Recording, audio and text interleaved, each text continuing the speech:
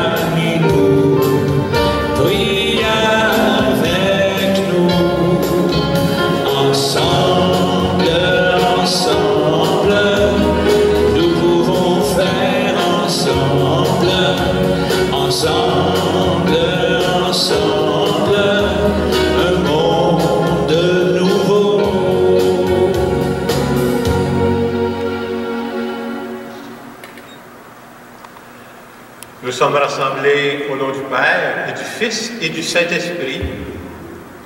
Le Seigneur soit avec vous. Et avec votre esprit. Bonjour. Content qu'on puisse se retrouver pour vivre cette célébration via Internet. On est déjà rendu au 5e dimanche du Carême. Et Jésus va voir que sa mission commence à se corser. Il commence à avoir de l'opposition qu'il rencontre. Mais ce qu'on veut nous montrer, c'est même quand ça devient difficile, il n'abandonne pas. Et moi, c'est le message que je retiens. Nous, on peut se trouver facilement des raisons pour abandonner quand ça commence à jouer difficile. Et pendant cette célébration, on va dire à Dieu, donne-moi donc le courage, moi aussi, de dépasser ces obstacles-là pour justement persévérer. Au tout début de cette célébration, prenons quelques secondes pour nous brancher sur Dieu. C'est lui qui nous donne la force de faire face à la vie.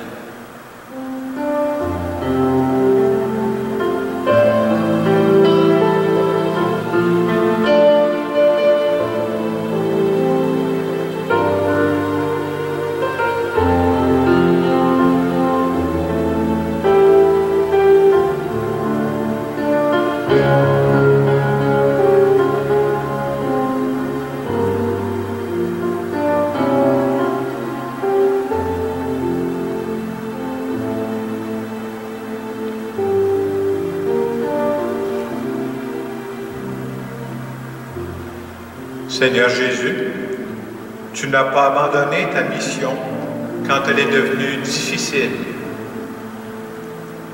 Pour toutes les fois où j'abandonne facilement, je te demande pardon. Seigneur, prends pitié. Seigneur Jésus, tu nous as dit qu'il y a un prix à payer pour avoir une vie pleine de sens. Pour toutes les fois où je choisis la facilité plutôt que de payer le prix, je te demande pardon. Ô Christ, prends pitié. Seigneur Jésus, tu croyais que ton Père pouvait toucher n'importe quel cœur. Pour toutes les fois où moi je me ferme à certaines personnes, je te demande pardon. Seigneur, prends pitié. Que ce Dieu qui nous aime et qui nous accompagne, qui nous bénisse, le Père, le Fils et le Saint-Esprit. Amen. Prions le Seigneur. Que ta grâce nous obtienne, Seigneur, d'imiter avec joie la charité du Christ qui a donné sa vie par amour pour le monde. Lui qui règne avec toi et le Saint-Esprit, maintenant et pour les siècles des siècles. Amen.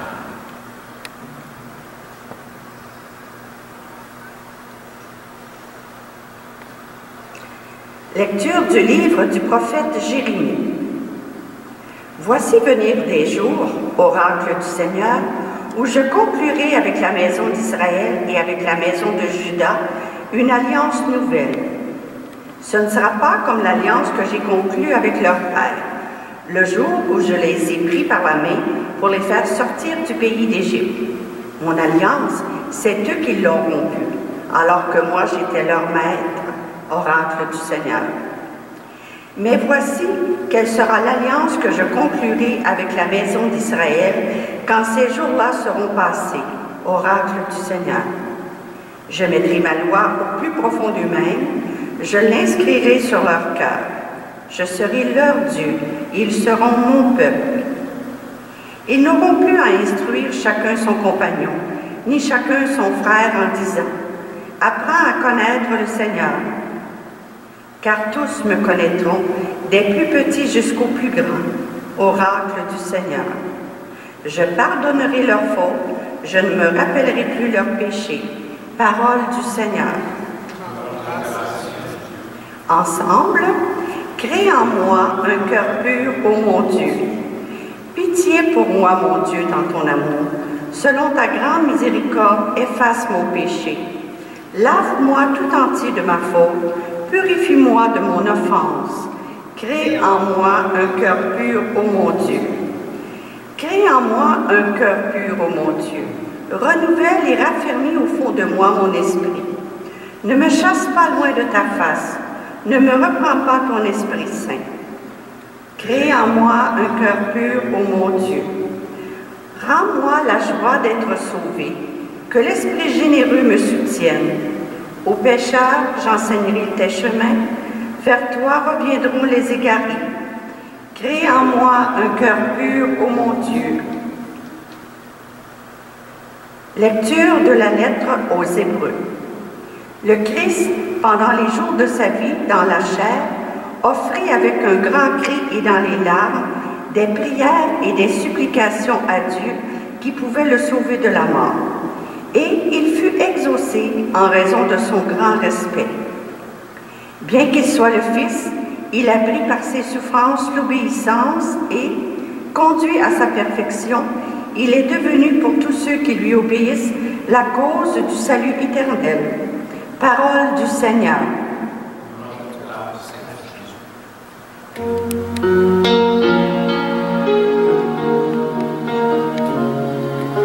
Si je n'ai pas l'amour, je ne suis rien. Si quelqu'un veut me servir, qu'il me suive, dit le Seigneur. Et là où moi je suis, là aussi sera mon serviteur. Si je n'ai pas l'amour, je ne suis rien.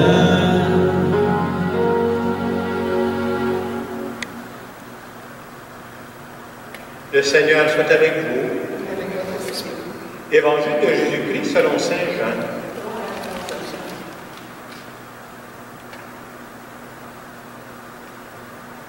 En ce temps-là, il y avait quelques Grecs parmi ceux qui étaient montés à Jérusalem pour adorer Dieu pendant la fête de Pâques.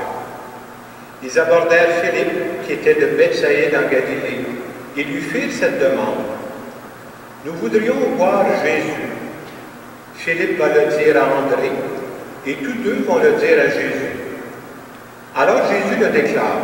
« L'heure est venue où le Fils de l'homme doit être glorifié. Amen, amen, je vous le dis. Si le grain de blé tombé en terre ne meurt pas, il reste seul. Mais s'il meurt, il porte beaucoup de fruits. Qui aime sa vie, la perd. Qui s'en détache en ce monde, la gardera pour la vie éternelle. Si quelqu'un veut me servir, qu'il me suive. Et là où moi je suis, là aussi sera mon serviteur. Si quelqu'un me sert, mon Père l'honorera. Maintenant, mon âme est bouleversée. Que vais-je dire? Père, sauve-moi de cette heure. Mais non, c'est pour cela que je suis parvenu à cette heure-ci. Père, glorifie ton nom. Alors du ciel vint une voix qui disait, je l'ai glorifié et je le glorifierai encore. En l'entendant, la foule qui se tenait là disait que c'était un coup de tonnerre. D'autres disaient, c'est un ange qui lui a parlé. Et Jésus leur répondit, ce n'est pas pour moi qu'il y a eu cette voix, mais pour vous. Maintenant a lieu le jugement de ce monde. Maintenant, le prince de ce monde va être jeté dehors. Et moi, quand j'aurai été élevé de terre, j'attirerai à moi tous les hommes. Il signifiait par là de quel genre de mort il allait mourir. Acclamons la parole de Dieu. Gloire à toi, Seigneur Jésus.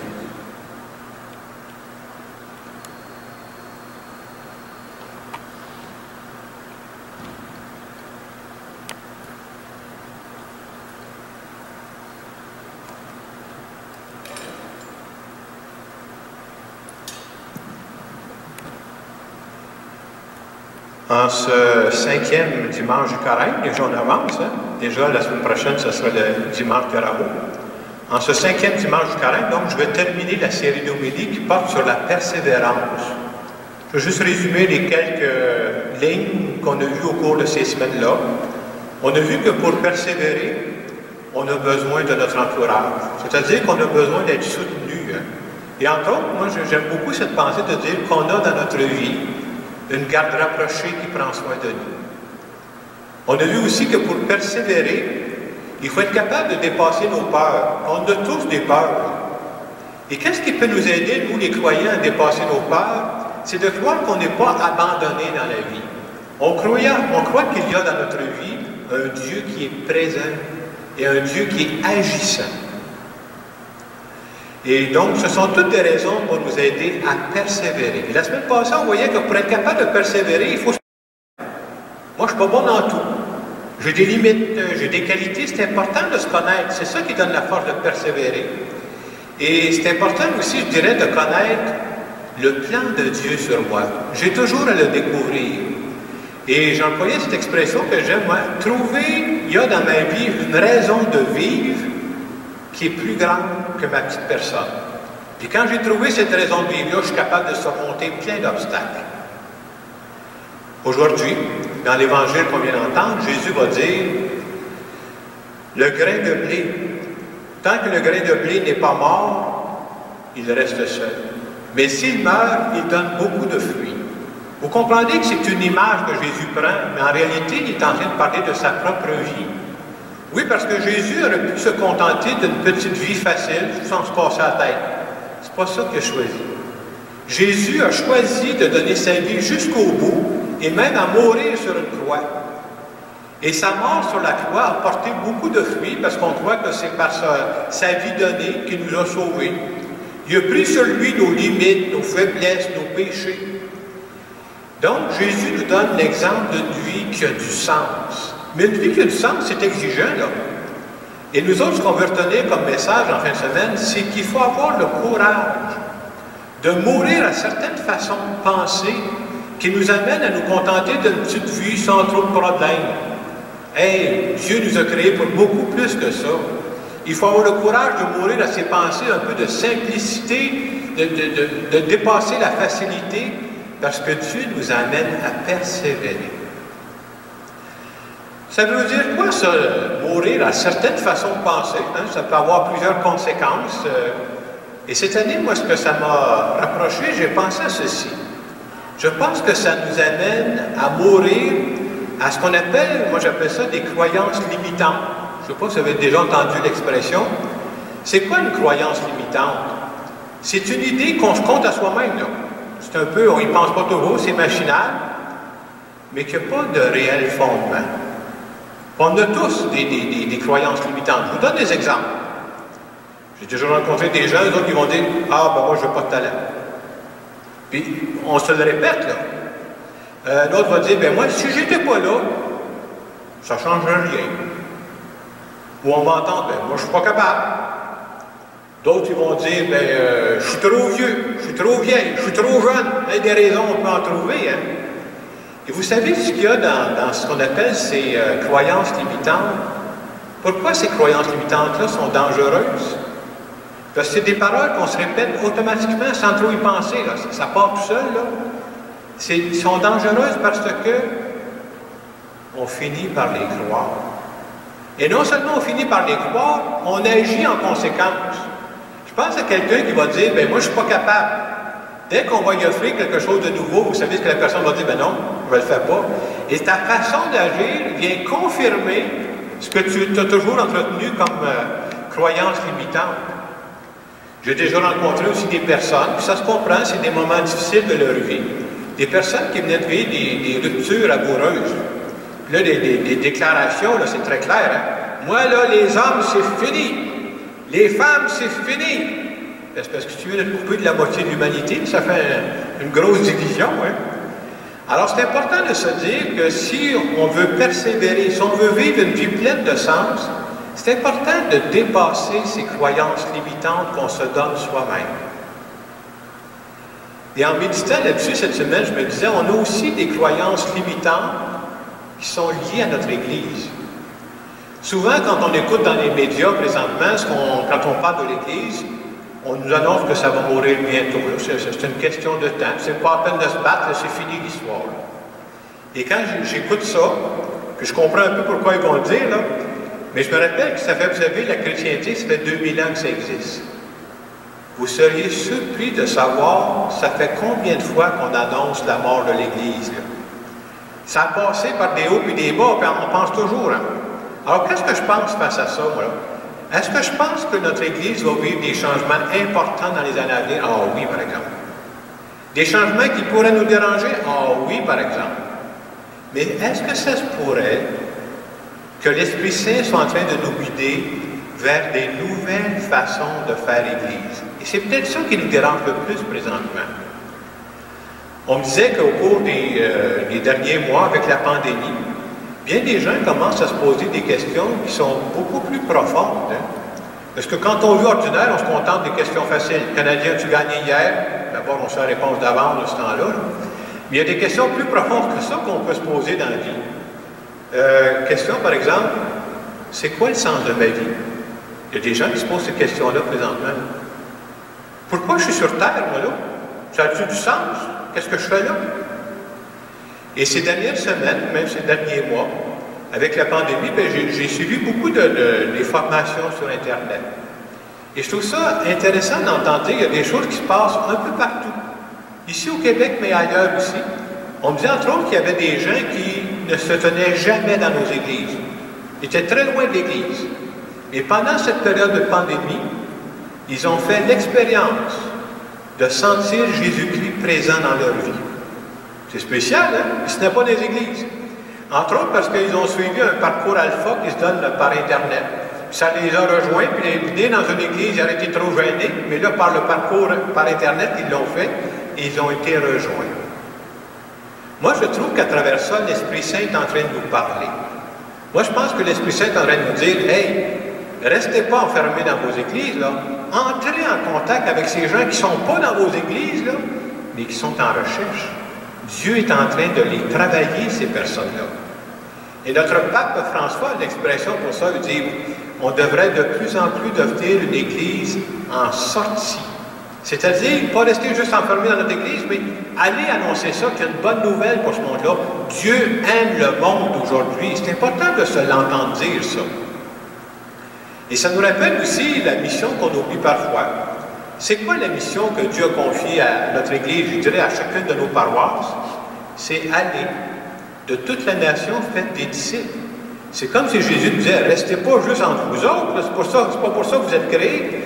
Si c'est une bonne nouvelle, hey, allez l'annoncer à d'autres. Quand j'ai une bonne nouvelle, je ne garde pas ça pour moi. Et je vais vous dire, moi, que tout le projet de l'Église vivante, c'est pour aller dans ce sens-là. Puis dans les mois qui viennent, on va vous apprendre des nouveaux projets qu'on est en train de travailler pour aller justement sortir de nos églises un peu, pour faire connaître cette parole-là à d'autres générations aussi. Alors en fin de semaine, comme je dirais, si j'avais à résumer le message que je retiens à travers cette page d'évangile qui nous est donnée, mourir à nos croyances limitantes. Pourquoi? Parce qu'on a choisi de vivre une vie pleine de sens. C'est ça que Dieu veut pour nous. Mourir à ces croyances limitantes aussi parce que ça nous entraîne toujours vers le bas, ça nous bloque.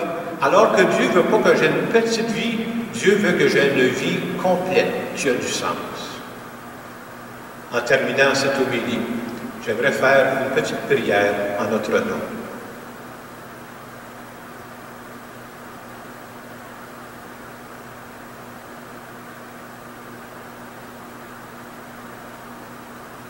Seigneur Jésus, je crois que tu ne m'as pas donné la vie pour que je me contente d'une petite vie sans but. Viens m'aider à mourir, à dépasser ces croyances limitantes que j'entends ou que je me compte à moi-même et qui m'entraînent vers la médiocrité. Je crois que tu as encore des beaux projets pour moi. Tu as encore des beaux projets pour notre Église qui doit se renouveler. Et je veux te dire, merci de marcher avec nous tous les jours. Amen. Et dans les secondes qui suivent, on pourrait se demander, puis ça varie d'une personne à l'autre, est-ce que j'en ai, moi, des croyances limitantes, des idées que je me compte à moi-même? Des fois, c'est machinal, on n'y pense même pas, hein? Mais c'est comme si ces idées-là m'empêchent de vivre à plein. Alors, je vous invite à présenter ça à Dieu à travers cette célébration.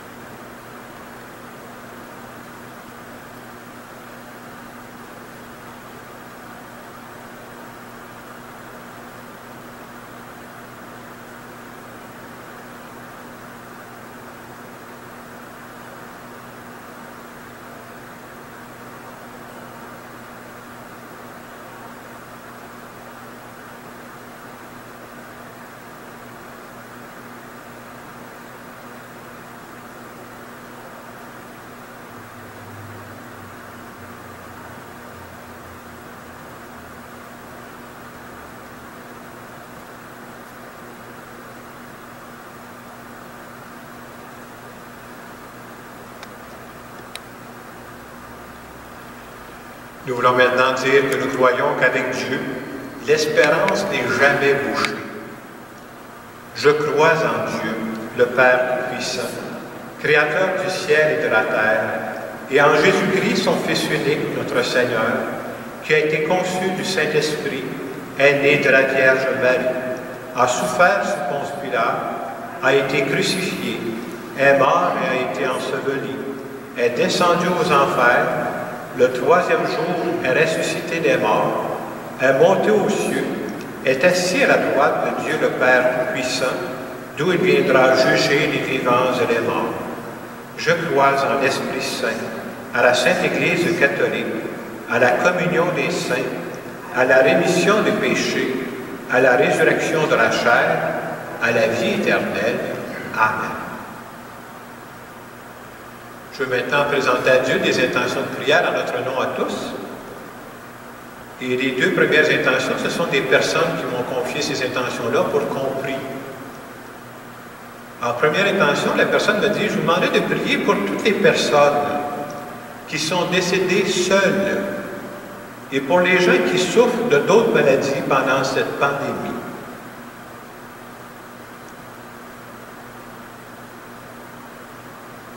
Seigneur, nous te prions.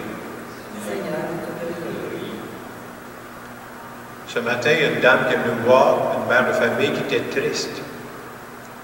Je lui ai demandé, est-ce que vous vivez quelque chose de spécial? Elle a dit, je vous demande simplement de prier pour ma fille qui vit un moment difficile. Et je lui ai dit qu'on prierait pour sa fille.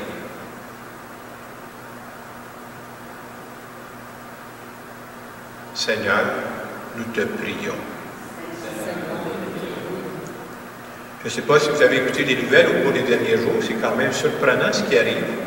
Je pensais qu'on pourrait prier pour toutes les personnes qui sont touchées par les cas de violence familiale, les violences envers les femmes. Ici au Québec, c'est surprenant, hein, ces derniers jours.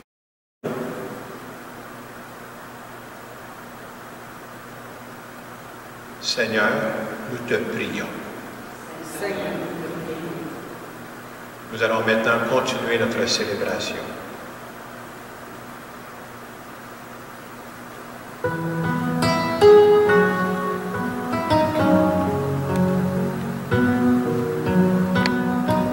Les mains ouvertes devant toi, Seigneur, pour t'offrir le monde. Les mains ouvertes devant toi, Seigneur. Notre joie est profonde. Garde-nous tout petits devant ta face, simples et purs comme un ruisseau. Garde-nous tout petits devant nos frères et disponibles comme une eau. Les mains ouvertes devant toi, Seigneur, pour t'offrir le monde. Les mains ouvertes devant toi, Seigneur. Notre joie est profonde.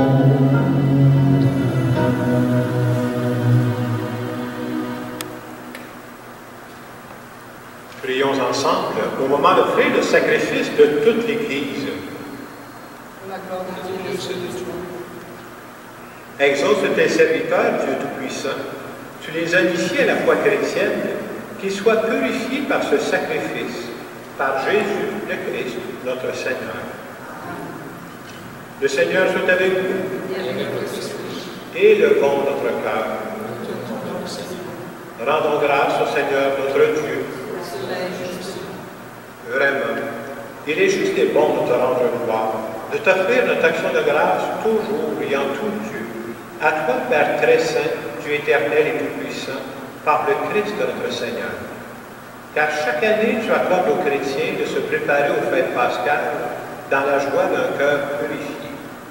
De sorte qu'en se donnant davantage à la prière, en témoignant plus d'amour pour le prochain, fidèles aux sacrements qui les ont fait renaître, ils soient comblés de la grâce que tu accordes à tes fils et à tes filles. C'est pourquoi, avec les anges et les archanges, avec les puissances d'en haut et tous les esprits bienheureux, nous chantons l'hymne de ta gloire et sans fin nous proclamons.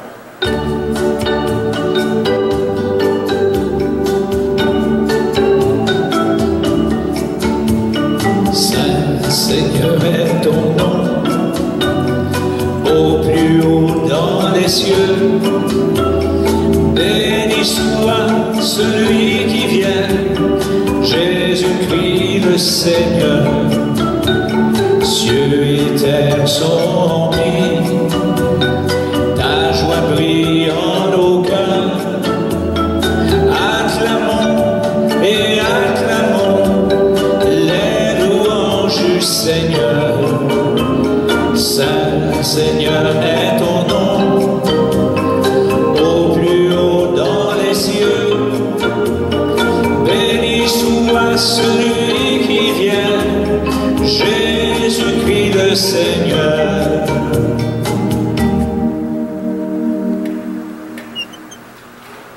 Tu es vraiment saint, Dieu de l'univers, et toute la création proclame ta louange, car c'est toi qui donnes la vie. C'est toi qui sanctifies toutes choses par ton Fils Jésus-Christ notre Seigneur, avec la puissance de l'Esprit Saint. Et tu ne cesses de rassembler ton peuple, afin qu'il te présente partout dans le monde une offrande pure. C'est pourquoi nous voici rassemblés devant toi. Et dans la communion de toute l'Église, en ce premier jour de la semaine, nous célébrons le jour où le Christ est ressuscité d'entre les morts. Par lui que tu as élevé à ta droite, Dieu Tout-Puissant, nous te supplions de consacrer toi-même les offrandes que nous apportons. Sanctifie-les par ton esprit, pour qu'elles deviennent le corps et le sang de ton Fils, Jésus-Christ notre Seigneur, qui nous a dit de célébrer ce mystère. La nuit même où il fut livré, il prit le pain. En te rendant grâce, il le bénit, il le rompit. Il le donna à ses disciples en disant, « Prenez et mangez-en tous. Ceci est mon corps livré pour vous. »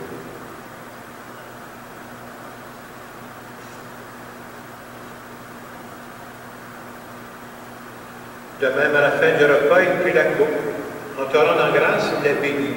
Il la donna à ses disciples en disant, « Prenez et buvez-en tous, car ceci est la coupe de mon sang, le sang de l'alliance nouvelle et éternelle, qui sera versé pour vous et pour la multitude en rémission des péchés. Vous ferez cela en mémoire de moi. »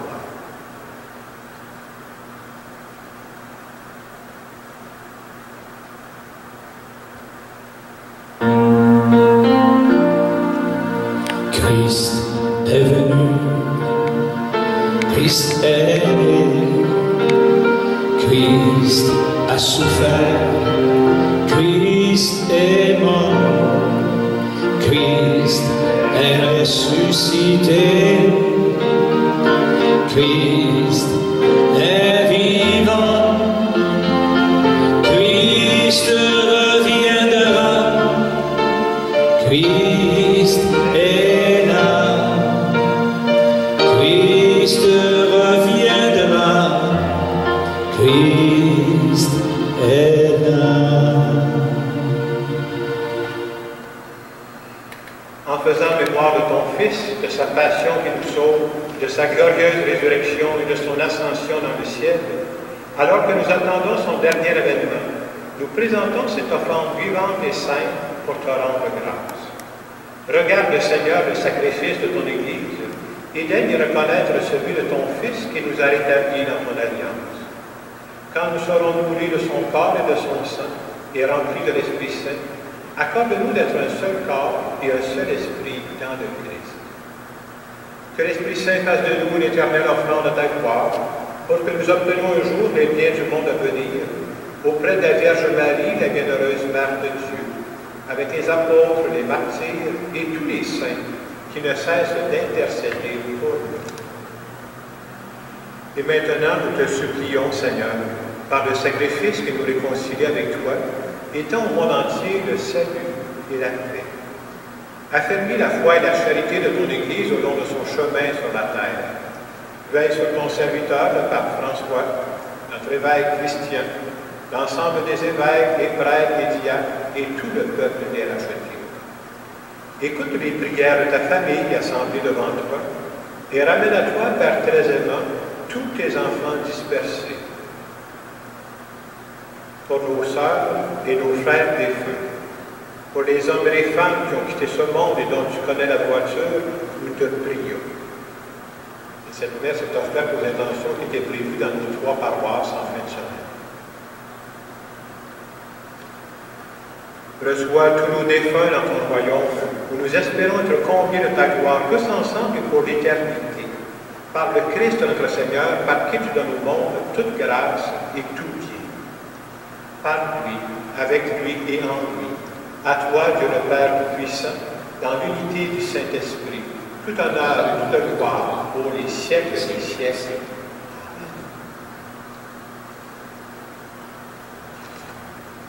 L'Évangile d'aujourd'hui nous montre que Jésus ne s'est pas contenté d'une petite vie tranquille. Sa vie a eu du sens parce qu'il a donné sa vie. Je dirais, si on veut faire mourir quelqu'un, c'est comme s'il me disait, toi, Jacques, là, à l'avenir, prends ça tranquille. Baisse-toi chez nous. Et vous venez de me faire mourir. Et ça sera la même chose aux gens qui pichaient. Faites-le asseoir chez eux. Vous allez me faire mourir. Il faut qu'ils chantent. Et c'est quand on donne notre vie pour les autres que notre vie a du sens. Moi, je crois vraiment ça. Que Dieu nous donne le courage de la donner, notre vie. Notre Père, qui es aux cieux, que ton nom soit sanctifié, que ton règne vienne, que ta volonté soit faite sur la terre comme au ciel. Donne-nous aujourd'hui notre pain de ce jour. Pardonne-nous nos offenses, comme nous pardonnons aussi à ceux qui nous ont offensés. Et ne nous laisse pas entrer en tentation, mais délivre-nous du mal. Délivre-nous de tout mal, Seigneur, et donne la paix à notre temps. Par ta miséricorde, libère-nous du péché. Rassure-nous devant les épreuves. En cette vie, nous espérons le bonheur que tu promets et l'avènement de Jésus-Christ, notre Sauveur.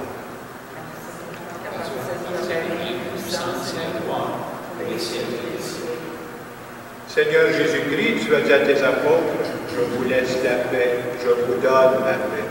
Ne regarde pas nos péchés, mais la foi de ton Église. Pour que ta volonté s'accomplisse, donne-lui toujours cette paix et conduis-la vers l'unité parfaite, toi qui règnes pour les siècles des siècles. Amen. Et que la paix du Seigneur soit toujours avec vous.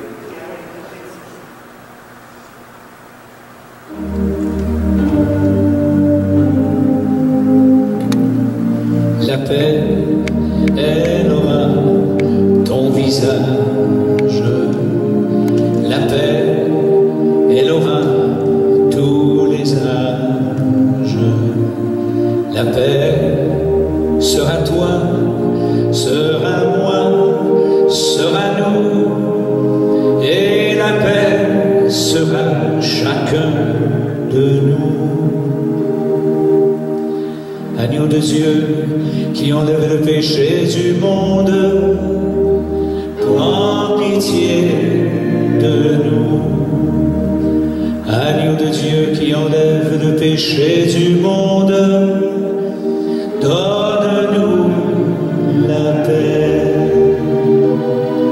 La paix, elle aura ton visage.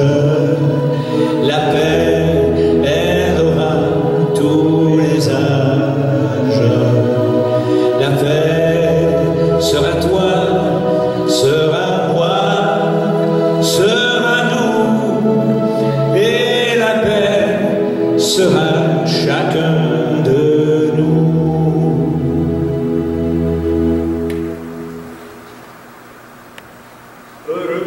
Heureuses les invités au repas du Seigneur. Voici l'agneau de Dieu qui enlève le péché du monde. Seigneur, je ne suis pas digne de te recevoir, mais dis seulement une parole que je serai guéri. Le corps du Christ. Amen.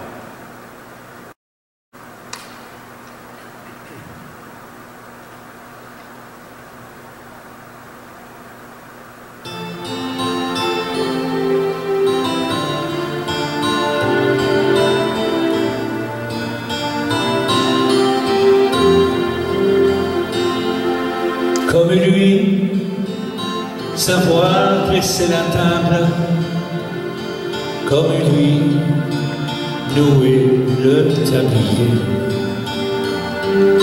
se lever chaque jour et servir par amour, comme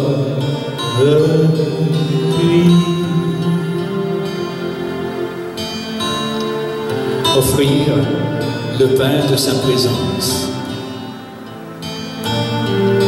aux gens qui ont faim d'être aimés et être pour eux des signes d'espérance au milieu de notre monde. Comme lui, savoir dresser la table, comme lui, nouer le tablier, se lever chaque jour et servir par amour, comme lui, comme lui.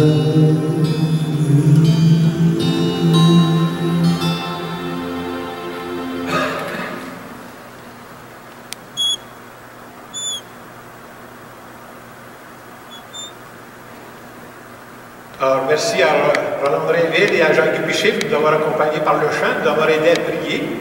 Vous allez voir aussi le chant de sortie que je trouve très beau. Je l'ai dit à Jean-Guy, j'aime beaucoup ce chant-là qu'on va entendre tantôt.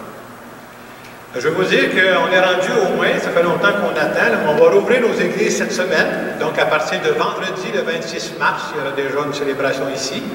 La fin de semaine prochaine, dimanche prochain, ce sera le dimanche des rameaux.